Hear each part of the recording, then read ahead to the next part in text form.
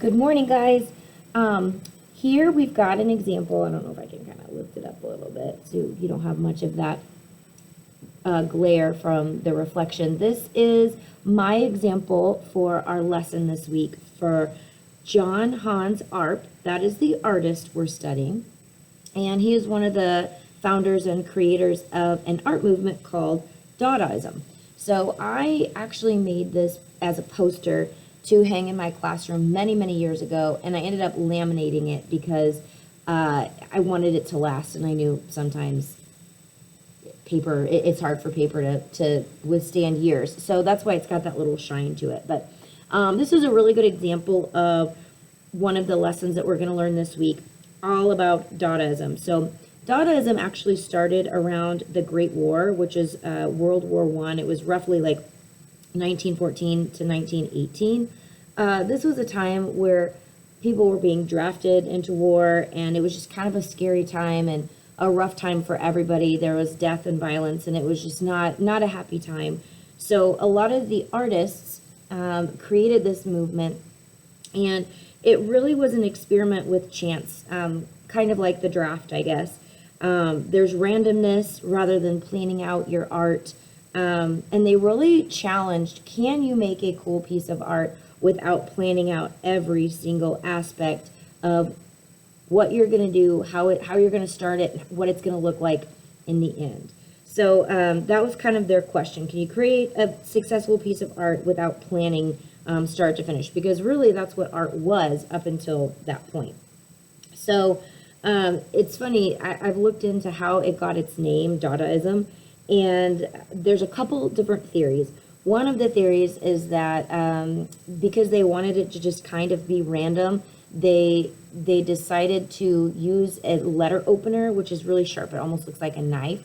And they used a letter opener and slid it into the dictionary. And wherever the tip of the letter opener pointed to, whatever word, that was the one they were going to use. And so it went to the word Dada. And then they also decided that it would be cool if they just used Dada, because that's usually one of the very first words that kids say when they're babies is da da da da da. So I don't actually know which is true, but it's kind of fun to think about either way. So there are two different ways, or probably more than that, to do this lesson. I am going to link the lesson that goes along with this. This is actually black yarn that I dipped in like a little cup of glue.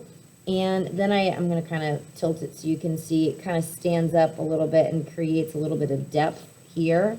And then I just kind of dropped it on the paper. And you can see sometimes it spun over itself. This one I kind of dropped. I tried to make a circle.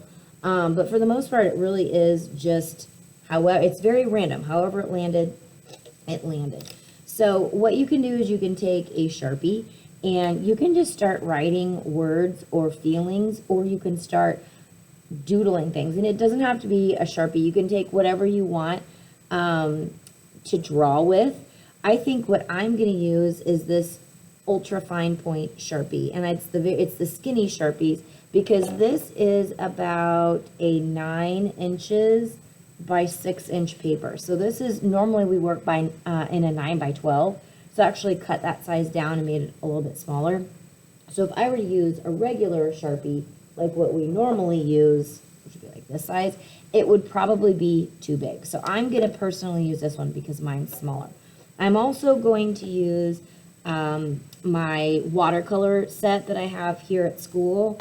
And then I really love these fluorescent oil pastels. So I'm going to use these too. So I'm going to start, and I'm just going to kind of, you can, like I said, you can doodle, you can write words that really just kind of roll off your mind while you're doing this. It's hard to do this and talk at the same time, but this would be fun to practice different fonts. So what that means is different ways to write letters.